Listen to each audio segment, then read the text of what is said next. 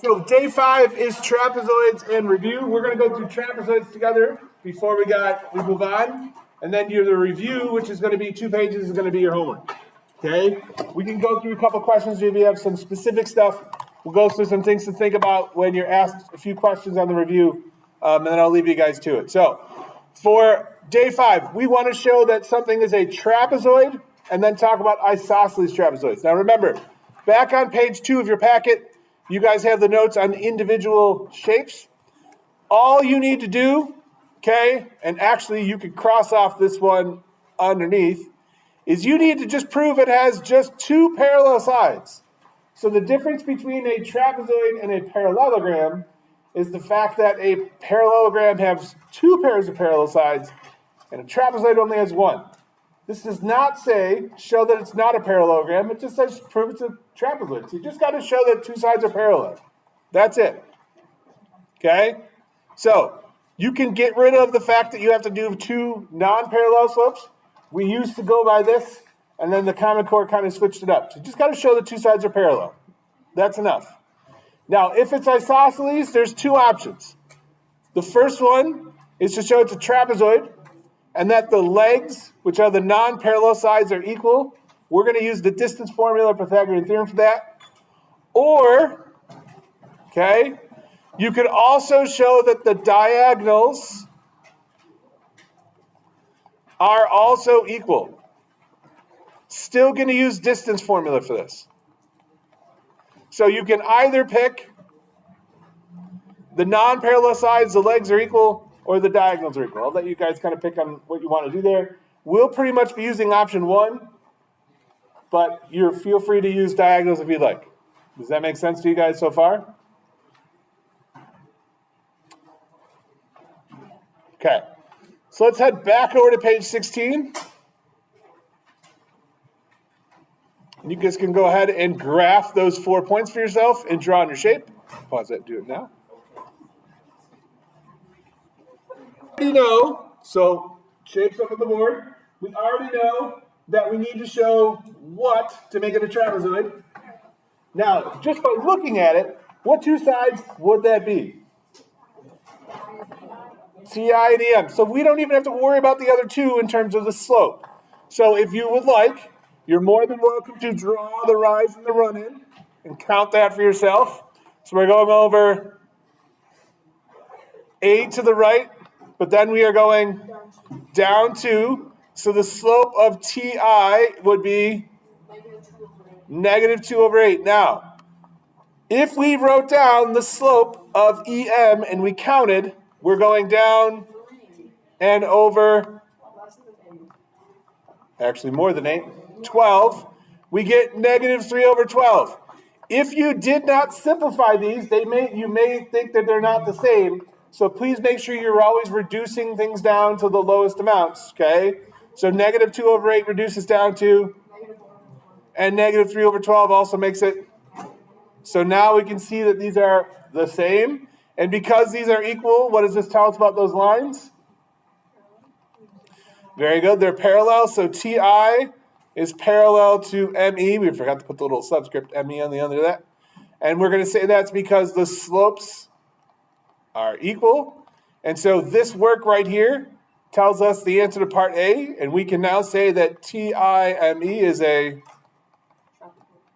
trapezoid. Because, and what did we just show?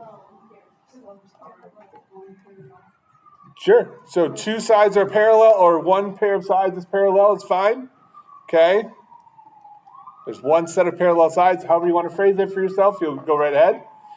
Do we have to show the other 2 aren't parallel? No. We just need to show there's 2 parallel. Okay. Then we're going to do the isosceles part. So option number 1, and this is the one that we're going to roll with, that we want to show that the non-parallel sides, okay, which are called the legs, okay, are congruent. So I'm going to draw in the other rise and the run, and then to figure out that length, we're going to use If you didn't want to use Pythagorean theorem, you could also use the distance formula, your choice, okay? So we know that we have one set of sides here, one set of legs, which is 3 and 4. We'll do this one in blue here. So we're going to go 3 squared plus 4 squared is equal to c squared. That's 9 plus 16, which makes 25. And if that's equal to c squared, then c is, good, 5. Make sure you square root both sides at the end. Okay? The rise and run to get from I to m is over 1 and down 5. So now we know we have another set of numbers, so we have to do another Pythagorean theorem. So 1 squared plus 5 squared is equal to 26. Very good. So that means that length is the square root of 26. And this work tells us what? Very good. So we know that TE is not equal or not congruent. However you want to write that down for yourself. To IM, because the distances are not equal. Bless you. And we can finally wrap up by saying TIME is not isosceles because what property did we show does not occur? The legs are not equal. All right. So once again, trapezoid, just 2 lines parallel. That's enough. You can see based on the graph what 2 lines to choose from. Okay. If you're not sure, just do all the slopes. So you don't need to do more than 2 if you know what's going on. And then the 2 non-parallel sides you're going to do the distance for. Okay. Or in this case, Pythagorean theorem to show the lengths. And then in this case, we demonstrated they're not equal, so we can say it's not isosceles. All right. On the next one, you have some lines to graph. So just a reminder, you can graph these on the calculator. If you do what? First, good. Delete the equal sign, okay, and change it to choice. If you want to graph the inequalities, after we open up a graphing page, we're going to delete the equal sign and change it to relation. And then you can type in exactly what the inequality is and hit enter, and it will graph it for you. By the way, we do have to make one change on this question. Would you please flip the inequality around for the very last one? So if you guys would please change this, instead of greater than or equal to on the bottom, it should be y is less than or equal to negative 3x plus 20. Yes.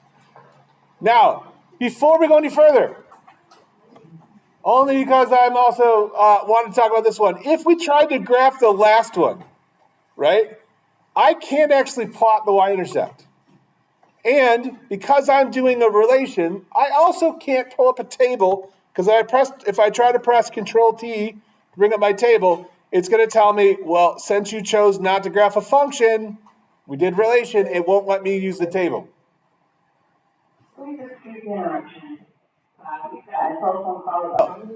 Because we can't pull up the table, what we can do is we can type in the inequality though. So if we tab over, and we're going to go type it in. So y is, we said change it to less than or equal to negative 3x plus 20. Okay? It'll graph it for us. What we can do though is to see what points are on the graph. Remember, you can go to Menu, View, up to choice number 2, choose Grid, and choose Line Grid. And all you have to do is just pick a couple points that you can actually see the coordinates of. You can graph them and then draw your line in, okay? Your other option would be that you can just pick some points to plug in. What numbers could I plug in here so that I can figure out what's on my graph. Now, what I wouldn't want to do is pick 0, because if I pick 0, what's this going to be? 20. I can't graph that. Too big. What happens if I pick like 4? What's negative 3 times 4 plus 20?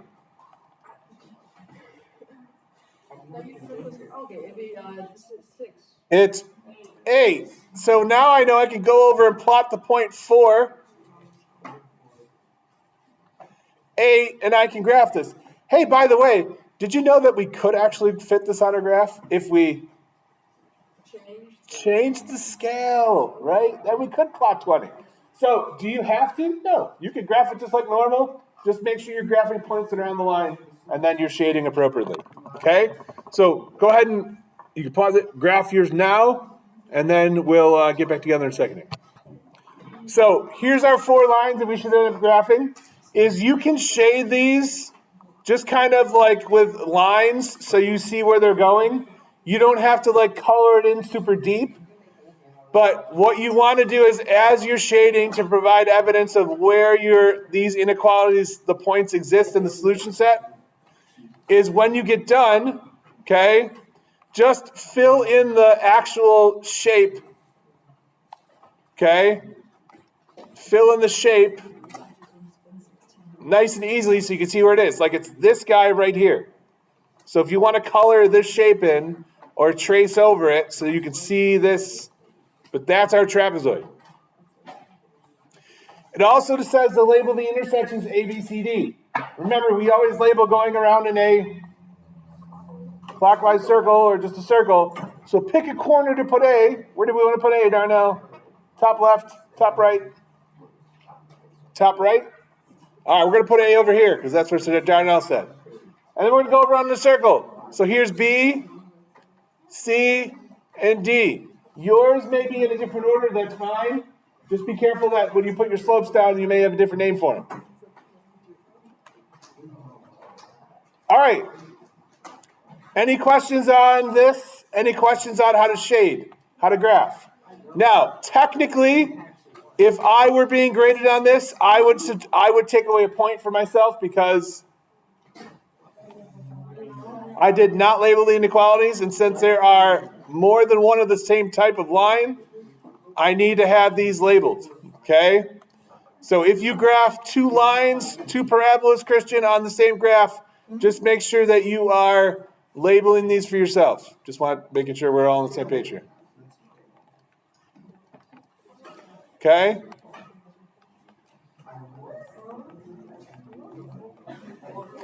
All right. Part A, prove it's a trapezoid. What? The top and the bottom. So do we really need to draw anything here? Can we just stay what the slopes are? And the slopes are both? So if you want to put the slope of AD equals the slope of BC, or just write the slope of AD is 0, and the slope of BC is 0, that's great. Why are they 0 again? Well, these lines are straight. They're horizontal, or there's no change in y, so that's why. And that means we can say that these 2 lines, AD and BC, are parallel, good, because we did slopes. And therefore, this shape is a trapezoid, good.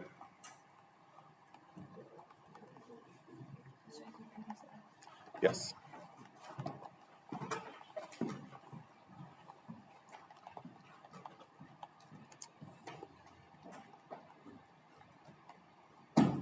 Oh. Not slopes, there you go. That's correct.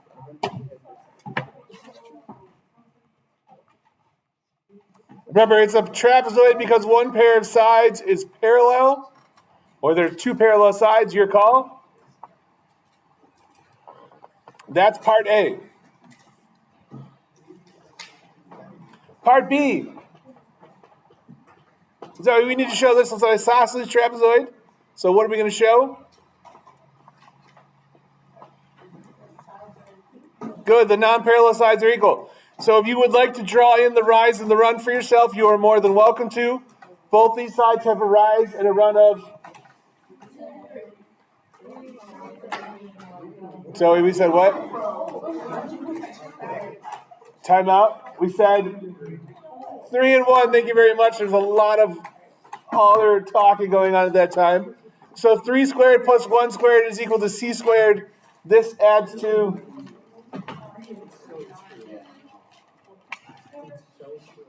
Thank you for your attention on the board. 3 squared plus 1 squared equals. All right, so that length equals square root of 10. That means we are going to say the distance of a, careful, non-parallel, B. If you would like to write a long equals statement and say equals the distance of DC and equals the square root of 10, you're more than welcome to. What we've been doing this whole time is just writing down that the distance of AB is the square root of 10, the distance of, DC is the square root of 10. You can do that as well. So if you want to write them individually, go for it. If you want to write one long equal sign, equals, go for it. And because these are both the square root of 10, this means that they are good, equals. And then we can say that this shape ABCD is good. A isosceles trapezoid, because similar to what we wrote on the last one, this time the legs are congruent. Very good. All right, for part C, we need to do the perimeter and the area. Now, the good news is we already have all the work done we need to do this. So for perimeter, we just need to add all the sides. We can count the parallel lines. They're just, try that again, 3 and 5. And the other 2 sides are just the square root of 10, because we just did that when we did the Pythagorean theorem over here. Now, when you're adding radicals, this does not say what to round to. So we are not going to round. When you are adding square roots, it's just like adding x's. What's x plus x give you? 2x. So the perimeter, of this shape is 8 plus, and instead of having 2x, we just have 2 square root of 10, 2 times the square root of 10. So we just treat the square roots like you would if they were variables, and you add the coefficients, which are 1s, and then keep the radical the same. Cool? Okay. Area. Now, this is a trapezoid. Do you remember the formula? Something a half. Great. But what we can do is we can say to ourselves, hey, because this thing is on a graph, could I just divide this shape into shapes that I know? Sure. I have a triangle over here, and a rectangle. Well, it is technically a square, but at least a rectangle in the middle. So can you figure out the area of, and I can see this one line's not drawn very well. What's the area of this triangle right here? And this triangle, and that square. And you could add them together. But it's a good time to review our formulas. So the area of a trapezoid formula is 1/2 the height times the sum of the 2 bases.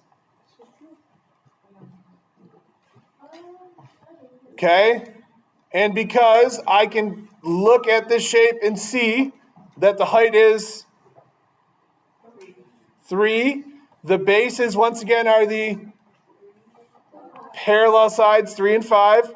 So it's 1/2 times 3 times the sum of 3 plus 5. Now, if I don't have my calculator, I may not want to do half of 3, but I could definitely do half of 8, which is, and then 4 times 3 is 12. And there's our area formula, okay? And that's part C. So if you get to a shape, meanwhile that you don't know what to do, D knows you can cut it up into pieces and add those pieces together, or we can use our formula if you remember it. No, because half of 8 is 4 and then times 3. Good question. All right, any questions for me? Okay, your homework tonight is going to be to finish these next 2 pages. What we are going to do is talk about a few questions before I let you guys do your own thing. Look at number 1. Okay? If this just said, what are the coordinates of point P, which are intersection of the diagonals, you might not know like what those should be. You are more than welcome to sketch out a quick graph and just approximately label these points. So for example, C is negative 5, 5, which is somewhere over here. D is 2, 5, which is somewhere over there. E is negative 1, which is somewhere over here. And H is negative 8, negative 1, which is somewhere over here. So as I'm labeling these points, do you see what lines are going to create the diagonals? So even if it didn't tell me what they were, I can see what the diagonals should be just by doing a quick sketch and placing the points about where they would show up. Did I label any numbers on the graph? No, I just knew it was up here to the right, this is to the left of this. When these intersect the diagonals and it's a parallelogram, how do I find the intersection then?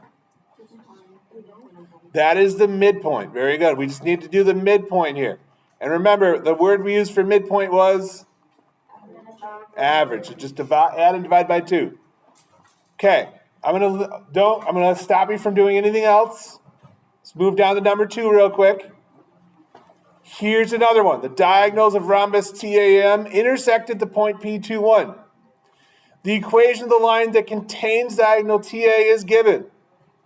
What is the equation line that contains diagonal EM? So what are some things you know about these 2 diagonals? If it's a rhombus, yes, they should be perpendicular. That should be a D.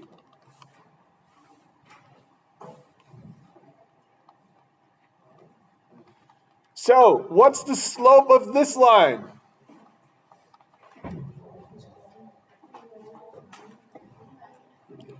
Remember, y equals something x plus something.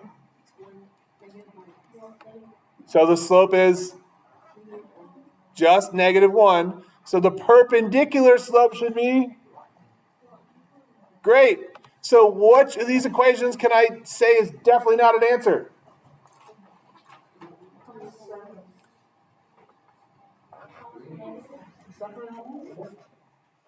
I can cross off choices 3 and 4. Okay? Now, it's got to be one of these 2. What do I already know based on the question, though, that has to happen in order to pick one of these 2 lines?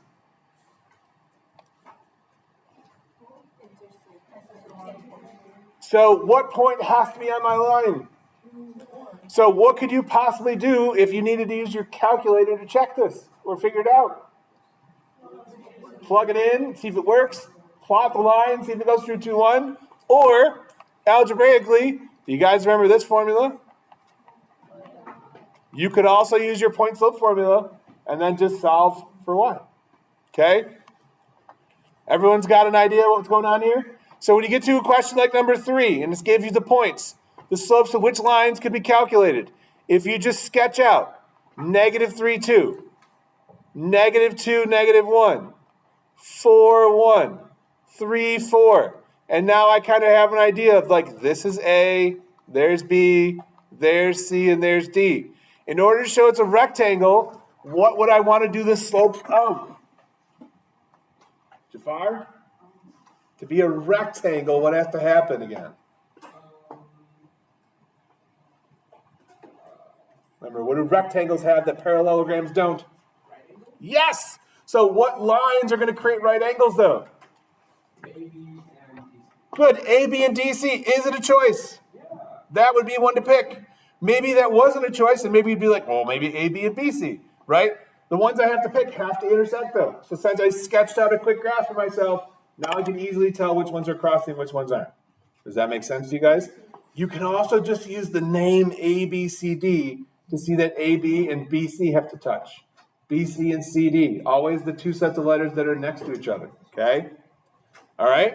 All right, okay, I'm gonna leave this for you guys to finish up. This page and the next page are homework. You still have, all right, to review. And then tomorrow we're gonna finish up the packet. We'll review on the following day on Wednesday, and then you guys have your assessment on Thursday. Questions for me? All right.